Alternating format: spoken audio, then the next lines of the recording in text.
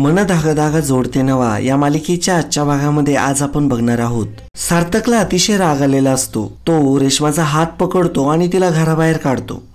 रेश्मा म्हणत असते, प्लीज सार्थक, तू माझ्यासोबत असं वागू नको ना प्लीज. तेव्हा सार्थक म्हणतो, अगं तू माझ्यासोबत काय वागली आहेस, माझ्या घरच्यांसोबत काय वागली आहेस, तरी देखील तुझी अपेक्षा आहे की मी तुझ्यासोबत चांगलं वागावं. अगं जरा जनाची नाही तर मनाची तरी लाज वाटू दे. हे बघ, घरातले किती आनंदी आहे, किती नटून थटून सजलेत आणि तू इतकी खोटारडी निघशील याची कल्पना तरी होती का त्यांना? स्वतः काय केलंय त्याच्यावरती नाही लक्ष, परंतु दुसऱ्याकडून माफीची मात्र अपेक्षा करायची आणि दुसऱ्यांवरती आळ लोटायची. आता मात्र सार्थक अतिशय रागावलेला असतो आणि त्याला खूपच राग येत असतो. सार्थक रेश्माला म्हणत असतो की तू ऐक ना, तू निघ इथून आता, कारण की माझी ना तुझं तोंड बघायची सुद्धा इच्छा नाही आता. रेश्मा मात्र रडत असते आणि म्हणत असते की सार्थक प्लीज असं नको वागूस.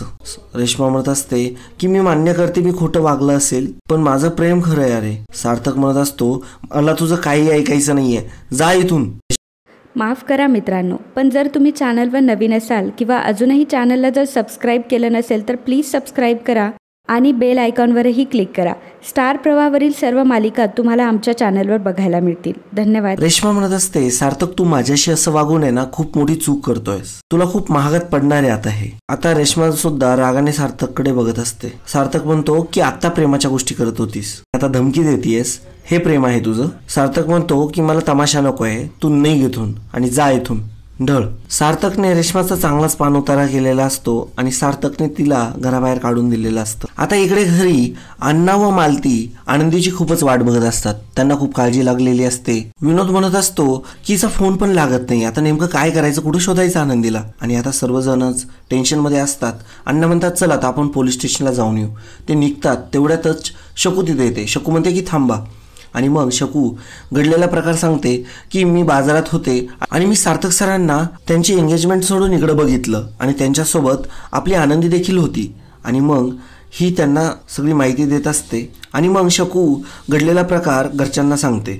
आणि आता इकडे सार्थकच्या घरी देखील तसंच काही बोलणं सुरू असतं. सार्थक म्हणत असतो, अरे भाई मी यांनाच आणायला गेलो होतो, म्हणूनच मला एंगेजमेंटच्या मधोमध जावं लागलं. सुधा मात्र म्हणत असते की बरं केलंस, तू यांना घेऊन आलास आणि आज खूप मोठी गोष्ट होता होता राहिली आणि गैरसमज देखील दूर झाला. आणि आता सार्थक देखील म्हणत असतो की या घरी कुणाला काही न सांगता माझ्यासोबत आल्या आणि मी यांना खूप एमर्जन्सी घेऊन आलो इथे. सार्थक मात्र म्हणत असतो की आय एम रिअली सॉरी. त्यावरती आनंदी म्हणते की तुम्ही सॉरी का बोलताय सर, तर माहीतही नव्हतं असं काही घडलंय. आनंदी म्हणत असते की वाटलंही नव्हतं रेश्मा मॅडम असं काही करतील. आता वृंदा मात्र तिचा सरड्यासारखा रंग बदलते आणि म्हणते, आनंदी तू खूप सुंदर काम केलंस आणि बरं झालं तू वेळेत आलीस, नाहीतर किती मोठा अनर्थ झाला असता आणि तुझ्यामुळे आता आम्हाला खरं खोटं कळलं. वृंदा म्हणत असते की आम्ही भाबड्यासारखा विश्वास टाकला ग तिच्यावरती, ती आमच्या घरात शिरू पाहत होती, बघ तुझ्यामुळे आज वाचले, खरंच तुझे खूप खूप आभार. आता सुधा देखील आनंदीचे आभार मानत असते. ती म्हणत असते की तू त्या दिवशी देखील यांचा जीव वाचवला आणि आज इतका मोठा गैरसमज तू दूर केलास. तेव्हा आनंदी म्हणते, काकू भाऊ असं बोलू नका, जे घडलं तेच सांगितलं. मात्र वृंदाचा चांगलाच पोपट झालेला असतो. तिच्या चेहऱ्यावरती ह्या गोष्टी साफ दिसत असतात. आनंदी म्हणत असते की सार्थक सर आता मला निघावं लागेल, तरी सगळे वाट बघत असतील. आता इकडे आनंदीच्या घरी विनोद म्हणत असतो की आनंदीच्या सोबत सार्थक सर काय करत होते आणि त्यांची तर एंगेजमेंट होती ना आज. तेव्हा शकू देखील म्हणते की मला पण तोच प्रश्न पडलाय. मग आता अण्णा डायरेक्टली सार्थकलाच फोन लावतात. सार्थकला म्हणत असतात की आनंदी आहे का तिथे. तेव्हा सार्थक म्हणतो की हो आनंदी माझ्यासोबतच आहे. तेव्हा सार्थक म्हणतो की मी तुम्हाला भेटूनच सर्व काही सांगतो अण्णा, आणि असं बोलून तो कॉल ठेवतो. आणि आता घरामध्ये सगळ्या चर्चा सुरू असतात.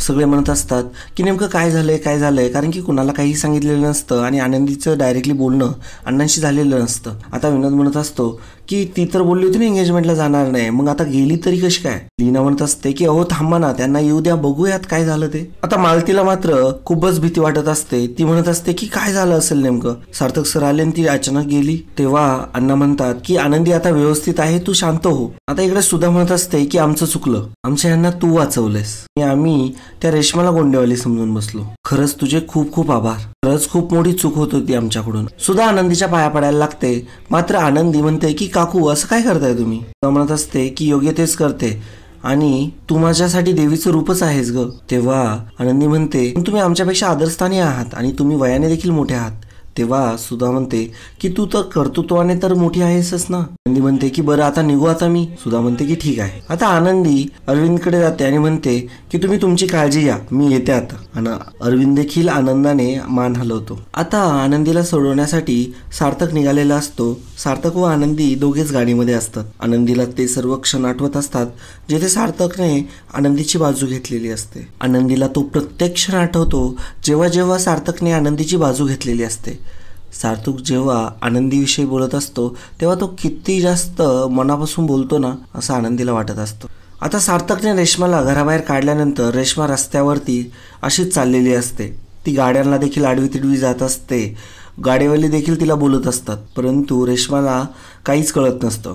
रेश्माच्या डोक्यात फक्त आनंदी घुसलेली असते आणि ती सार्थकला म्हणत असते की सार्थक तू हे चांगलं नाही केलंस. सार्थक तुला माझ्या प्रेमाची कदर नाही आणि हे सर्व त्या आनंदीमुळे झालंय. आता मी त्या आनंदीला तर सोडणारच नाही. आता इकडं दुसरीकडे अण्णांच्या घरी सार्थक आनंदीला घेऊन आलेला असतो. विनोद विचारत असतो आनंदी हे काय प्रकार आहे. तेव्हा सार्थक म्हणतो मी बोलू का, तर यांनीच माझ्या वडिलांचा जीव वाचवला. आणि मग घडलेला सगळा प्रकार सार्थक हा त्यांच्या घरच्यांना समजावून सांगत असतो. अण्णा म्हणत असतात की म्हणजे तो गोंडा आनंदीच्या ओढणीचा होता. तर आता सार्थक म्हणू लागतो की खरं तर याच्यातून खूपच गैरसमज तयार झाले होते. तेव्हा आनंदीला तो थँक्यू म्हणत असतो आणि म्हणत असतो की थँक्यू सो मच, तुमच्यामुळे सर्व काही क्लिअर झालं आज. आनंदी म्हणत असते की सर माझ्या जागी दुसरं कोणी असतं त्याने सुद्धा हेच केलं असतं.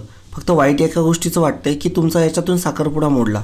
तेव्हा सार्थक म्हणतो की जे झालं ते चांगलं झालं असं मला वाटतं. मोठा अनर्थ टळला. कोण कसं आहे हे आधीच कळलं तर नाती खराब होत नाही ना. आणि मग सार्थक तिथून निघून जातो. आता सार्थक तिथून गेल्यानंतर मालती म्हणत असते की यांचा साखरपुडा मोडला हे चांगलं झालं की वाईट. अण्णा म्हणतात ते म्हणताय ना चांगलं झालं, तर मग चांगलंच झालं असेल.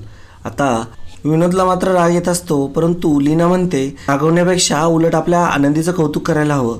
तिने आज खूप मोठा अनर्थ टळवला. आता दुसरीकडे इकडे केदारेला वृंदा इतकी बोलत असते की त्याला काही माफच नसतं. वृंदा म्हणत असते की तुझ्या नवऱ्याने शेण खाल्लंय, शेण, आणि ते पण ढीगभर. वृंदा म्हणत असते की एका ड्रायव्हरला मॅनेज करता नाही आलं तुम्हाला, सगळ्या गोष्टी फिसकटल्यात. तेव्हा केदारे म्हणतो की अहो तो ड्रायव्हर बदलला, आता मी काय करू. वृंदा म्हणते की त्याने तुमचं नाव घेऊन आता सगळ्यांना गोत्यात आणलंय. तेव्हा वृंदा म्हणत असते की नशीब मी नाही आले त्याच्यासमोर.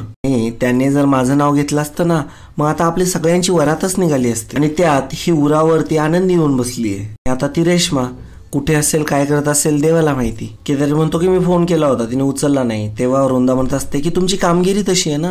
आता दुसरीकडे रेश्मा तशीच बसलेली असते. तिने सकाळचा ड्रेस देखील उतरवलेला नसतो आणि ती आनंदीच्या फोटोकडे बघत असते आणि तिला आनंदीने बोललेल्या सगळ्या गोष्टी आठवत असतात. आता रेश्मा म्हणत असते हे सर्व तुझ्यामुळे झाले आनंदी, आणि ते मी कधीच विसरणार नाही. त्या रेश्माचा अपमान तुला खूप महागात पडणार आहे. तू हे जे काही केलंस ना माझ्यासोबत ते मी ते तुझ्यावरती उलटवणार. तुला नाही ना ओठणीवर आणलं मी तर नावाची रेश्मा नाही मी. आता मी अशी आग लावेल की तू ती कधीच विझवू शकणार नाही आणि तू त्या आगीमध्ये जळून खाक होशील. आणि अशाच प्रकारे रेश्मा खूपच जास्त आता आनंदीचा हेट करत असते. तिला खूप जास्त राग येत असतो आणि तिच्या त्या भावना ती व्यक्त करत असते. मग ती आनंदीचा फोटो घेते, मेणबत्तीवरती धरते आणि फोटोला आग लावते आणि फोटोकडे बघतच हसत असते आणि म्हणत असते आता बघ रेश्मा तुझं काय हाल करते ते. आणि मित्रांनो अशा प्रकारे आजचा भाग इथे संपतो.